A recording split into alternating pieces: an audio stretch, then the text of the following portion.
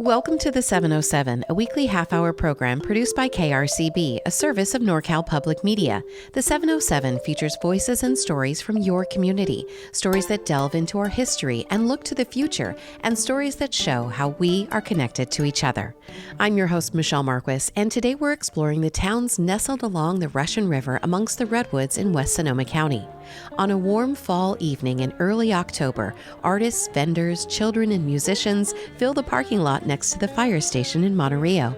Strings of lights give off a warm glow as neighbors chat with each other seated at picnic tables, decorated with bunches of flowers and mason jars. And the first person I run into is Colin Mutchler, who helped organize this evening. Hi. Hey, how's it going? It's going great. We're here and there's people. It's awesome. This is awesome. Thanks for coming out. Yeah, heck yeah. I'm so glad you got to be a part of it. Yeah. People from Monte Rio and those who love the West County are gathered here to remember their history and to shape what they want to see it become. We're here. I'm like, this is awesome. We're in this place that usually no one is, and it's the middle of our town. And it's packed with people, and everybody seems to be happy. It's the best. I'm so happy. Oh my God. But so many people helped. Like, you know how it is. It's just like everybody came together and, oh my God, I love it though. Do you recognize people here? Oh, yeah, I recognize like at least half the people. I mean, but there's like people, what's up, Leah? No, I recognize at least half the people, yeah, of course. It's the town. It's like, there's some visitors, of course, too, that I don't know, but most people that are here are people that you see around town. Yeah.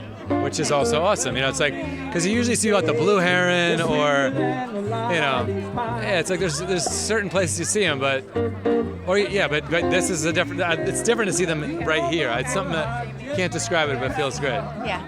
So This event, called Monte Rio Remembers, is part of a larger effort. In 2023, Colin Mutchler approached the Russian River Historical Society about putting together an interactive presentation to celebrate their 40th anniversary with photos and storytelling after seeing the wonderful collection of images from the late 1800s and early 1900s. I had a chat with Colin while he was driving to SFO about how his work with Jane Berry, president of the Historical Society, took shape. I was talking to Jane about the idea of putting the photographs, on the big screen at the Rio Theater, or just having some bigger presentation of the photographs to get them more exposure.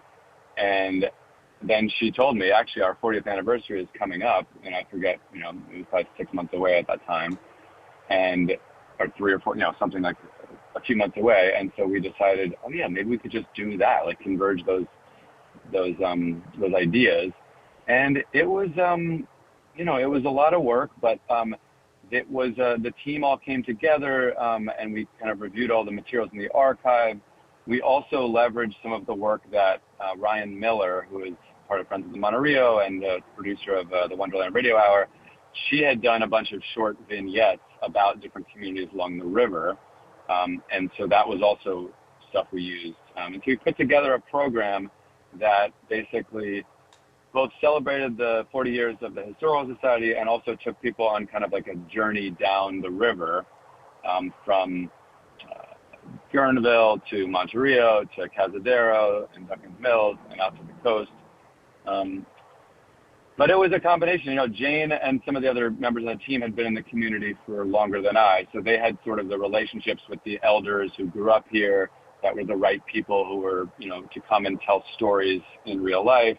And then I helped really to build the whole overarching presentation and host the gathering. But it was wonderful. It was like a combination of myself, Jane, and the other volunteers of the Historical Society sourcing materials, and then relationships throughout the community to find people like in their 60s or 70s or 80s who were the right people to put in front of the room and to tell their stories about what it was like to grow up in these communities and to have parents and grandparents that have been part of these communities, 100 years ago. Very cool. And that was called The River Remembers? Yeah, it was called The River Remembers, 40th anniversary of the Russian River Historical Society. So that was really the first time that we named something The River Remembers, because it was both the meaning of the river as a community remembering, but also the river itself. Living out here in West County, the natural environment and the ecosystem are a huge part of our experience. And so, the river itself has been here longer than any human. So I felt like it was an appropriate name for the event. And then after that was very successful, people were like, we should do this again. Let's do this again. And so that was when we had the idea of making it more of a series. The first one was just sort of an overarching view of the different communities. What did you do for the follow-up? One of the communities that we did not have enough time to really cover appropriately in that first River Remembers was the community of Rio Nido. It's a very musical community, and we had put up some music from the Rio Nido, but we really weren't able to fit it in enough. And I think I had also started a relationship with Marcy Hennon, who helps run the Friends of Rio Nido, and had started doing some historical work with the Rio Nido community. And Jane and I met her, and we were like, oh, this is perfect. Like, you're already doing historical stuff. And so then we decided, let's do a River Remembers Rio Nido as our next one. And that was really a collaboration between the Russian River Historical Society and the Friends of Rio Nido. What was exciting about that one was that was the first time we expanded it beyond just this inside storytelling event with a screen.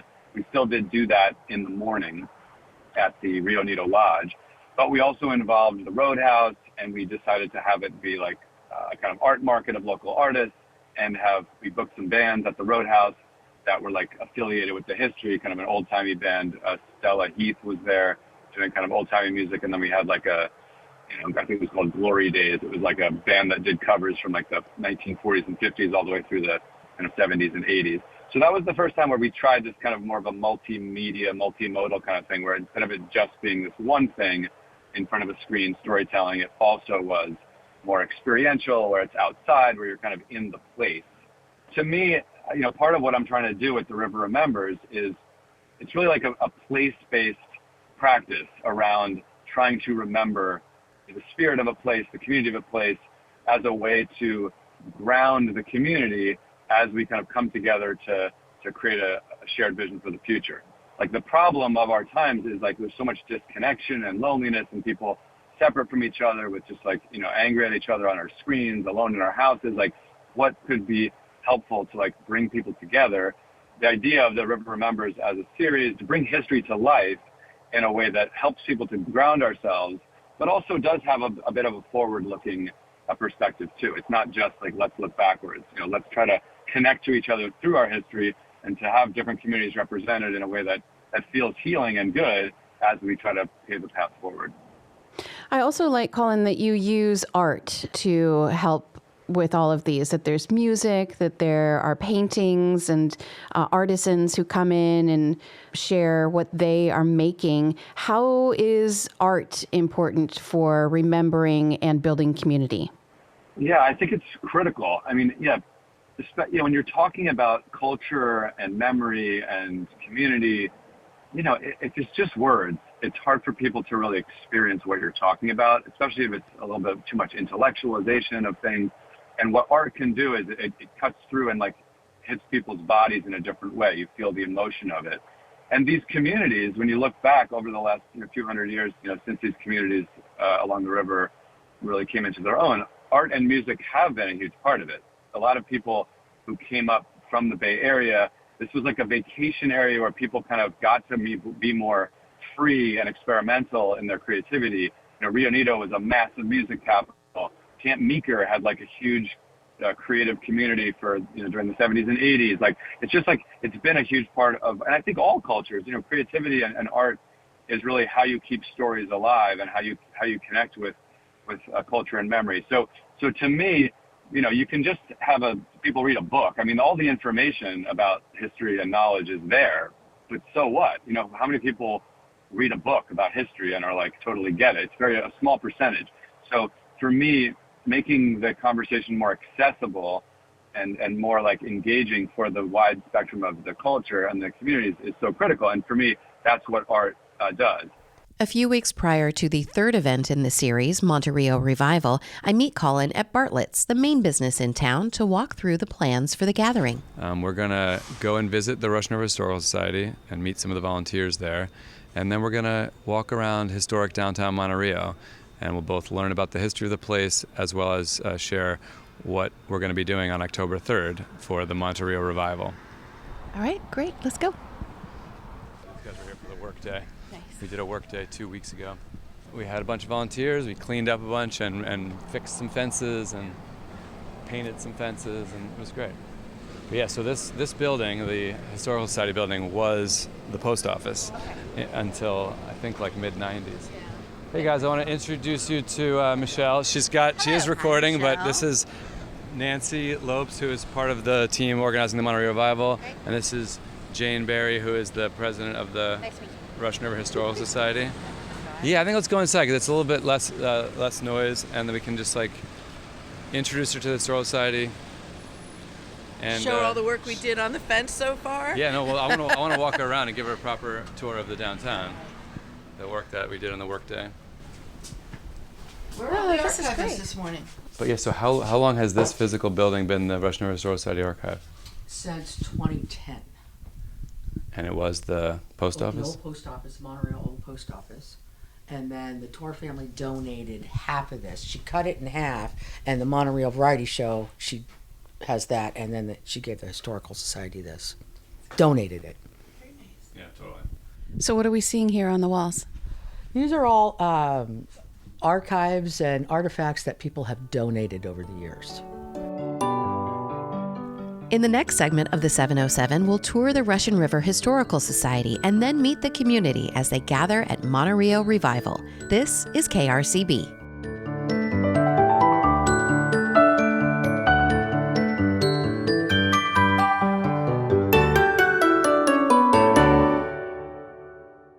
KRCB is Sonoma County's NPR station, celebrating Sonoma County by featuring the voices, sounds, and culture that make our home unique. From the heartwarming tales of postcards, where residents share their perspectives. It's been a wonderful day here at the Groundington Apple Fair. To the Arts Brief series, shining a spotlight on the incredible youth in the arts scene. My full name is June Zelda Grable, and I'm working with a theater for children on a production of Beauty and the Beast. And Farm Tales, with the latest from local farmers, celebrating happenings on their farms and trends in California agriculture. Our farm is called Monte Rio, which means Mountain of Good Air in Italian. We now have more than 9 acres planted of lavender, about 35,000 plants. KRCB is a journey into Sonoma County. This is more than radio. This is the voice of your community. Your stories, your station.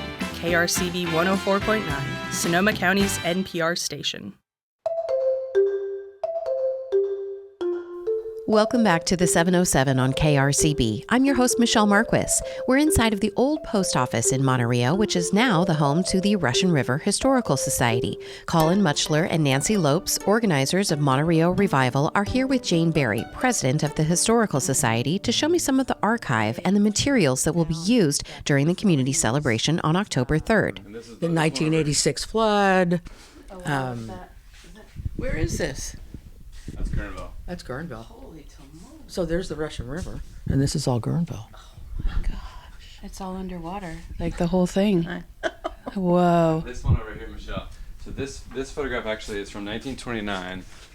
It's of the water carnival, and that's actually one of the most exciting parts of the Monte Rio like summer tradition is that over 4th of July weekend, it was an entire week, right, Jane, of activities? Yeah, back in the day, Back and in then the it day. kind of dwindled over the years. But even up until the 80s and 90s, Actually, before COVID, we Before still had that. COVID. Yeah. there was a water parade. They had boats, basically. People would like design like basically water floats and go down the river, kind of like a parade. And then the fire department would do this like thing with the water where they'd almost project onto the side of the water curtain or something. Yeah, the water curtain. Which would be a American flag. American flag. And then Kate Smith, God bless America, as she would. Excellent. But it's part, and then they had like downtown. That was those pictures that we saw, right? The downtown, they would have all these cars show up, and they would have like a beauty contest, and they would drive their cars kind of almost like a river. But where would they drive them? All the way to Guerneville? No. No. They'd stay here. They just stay They were here. self-contained here. Okay, got it. So this was like the gathering spot for the beauty queens when they got in their convertibles in the 50s. Mm-hmm. And so did they go over the bridge, and is everything kind of around where the theater was? Yeah. As I understand it. Yeah. Tell me about these bathing beauties. They are my treasures. They actually, this is a photograph at about between 5 and 6. that's what you wore back in the day. I'm surprised they didn't drown. But one of those ladies was the secretary to the railroad. And there's a whole history on here. She was the secretary to Frank Lapham for the Northwestern Pacific Railroad land agent in Monte Rio. And the other one's her friend. And as you could tell in the background, see all the logging? There's no trees. Very few. So that's 1905 to 1906. That's what they wore. Long dresses and hats and socks, and it's crazy. They wore the socks into the water. Yeah, that's what they wore in the water. That's what you wore. And men could not be shirtless. They had to have short sleeve shirts and that sort of thing. After viewing more of the archival images, some of which will be projected onto the side of Bartlett's during the event, and others printed out and displayed around the town, we head out to look at the parking lot near the fire station where the revival will take place. Colin points out a path that leads up to a circle of redwood trees. You know, when you do cleanup, you uncover things that nobody even thought existed. My wife, there are people who've lived here for over 10 years that never even knew this place existed because it's always been kind of back in the weeds. Be a little careful as you walk up, but it's this little magical little spot. What is this? It's like there's little steps that are from the logs and trees and trunks. Oh my goodness. Ah! That's amazing. Yeah, I'm okay. Oh my gosh. What is this? This is it's like beautiful. A little fairy ring, that's been here probably forever. But, the person I know he said, oh, yeah, I mean the office? They used to call it the office because it's probably where people came to hang out. But to do business, exactly. But what we're going to do during the event, later today I'm meeting with a woman who's a performance artist and another a native friend. I'm not sure it'll turn out, but hopefully it will, where she's going to tell some kind of kids' stories that are more in the Russian tradition. We're hoping that he'll tell some stories from the Pomo tradition for kids. So at some point during the evening, we'll kind of bring the children up here and we'll just sit and we'll light it up nicely and there'll be a nice little. But this place is another example where it's a nice kind of public place, but the only people that ever come out here are just the ones that are just hanging out. But we want the community to rediscover all these great places that are literally right here as gathering places. On the evening of October 3rd, as musicians play in the parking lot, a group of children followed Leah, the storyteller, into this enchanted ring of redwoods where lights were arranged at the base of trees, and she told us stories from her homeland in Bohemia and southern Germany, another densely wooded area where many of Grimm's fairy tales originated. You want to hear it? Yeah. Where I come from, we start stories always with the same 3 words. Es war einmal. Once upon a time. After listening to the fairy tale about 2 little children named Hansel and Gretel, I head down from the Redwood Ring to see a man seated at a table in front of a vintage typewriter. We are celebrating Monte Rio's revival by having food, music, a slideshow after dark with vendors, and I'm making poems. You have some interesting tools on your table. Can you tell me about the tools that are on your table? I have a telephone and a typewriter, and the telephone is used to make haiku, and the typewriter is used to speak to the telephone. Scott Reed's Smith Corona Silent Super Typewriter waits patiently as he asks me some questions to create a personalized poem. Finally, he rolls a note card into the machine and begins to type. Briege. And it's Monte Rio. Here it is. MONTERIO. Period. And you know what, Michelle, what was really special about making this haiku for you tonight is that it contains no typos. So I'll read it to you off of the card. Or why don't you, maybe you'd like to read it. I'd love to. All right, thank you. So, 3rd October 2025, Monte Rio Revival for Stephen. Fairy Ring Redwoods, River Bend Bridge, Monte Rio. Thank you for coming by. It was a joy. Thank you. With my poem du jour in my pocket, I head over to chat with an artist who has an array of paintings on a table, each depicting different Monte Rio landmarks, done in a nostalgic sepia tone. Well, this is a series of affordable landscapes that I started about a month ago. Originally, it was a bunch of stuff from Guerneville and Forestville, a couple of things from Monte Rio. I posted them in the Guerneville Locals group on Facebook, and like within 12 hours, I sold everything. One of the people that is putting on this event, she contacted me out of the blue, and she's like, "You want to come sell at the thing?" I'm like, "Okay." She's all, "Do you have anything in Monte Rio?" I'm like, "No, but I can make some stuff." So I everything you see, I pretty much made in the last 3 weeks. That's Ethan Crank, who normally shows his work in Los Angeles. He lives in West County and has lots of memories of life along the river. When I was like a kid, I was doing swimming lessons on Monte Rio Beach with Candy Nichols. I don't know, we'd run up to Ferns and we'd stay late and go to movies at the Rio Theater and, go to Bartlett's. All this stuff I painted are things that are part of my childhood, and I figure same thing with all my neighbors. Dusk glides into the evening and the moon rises over the top of the trees. Neighbors are listening to a young woman read poetry. People write their hopes for Monte Rio on a chalkboard mural, and Colin Mutchler starts his slideshow accompanied by guitar as images of historic river life flash on the wall of Bartlett's, and the community sees themselves reflected back.